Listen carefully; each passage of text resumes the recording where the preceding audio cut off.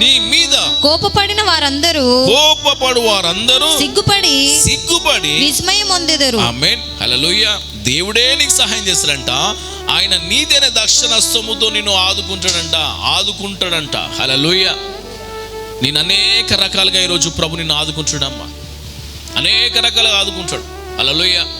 ఇంకా నీ పరిస్థితులకు, నీ ప్రార్థనకు జవాబు రాలేకపోవచ్చు ఇప్పటి వరకు, లేకపోతే నువ్వు అనుకున్న సమస్యలకు ఇప్పటి వరకు విడుదల కలగకపోవచ్చు, లేకపోతే ఈరోజు వరకు నువ్వు అన్నిట్లలో జీరో ఉండొచ్చు, లేకపోతే ఇప్పటి వరకు నీ పరిస్థితులలో ఎలాంటి మార్పు లేక అదే సమస్యలు అలల్లాగా నేను కొడుతూ ఉండొచ్చు. కానీ ఈరోజు ఈ వాక్యము, ఈ వాగ్దానము నీకు నెరవేరును గాక.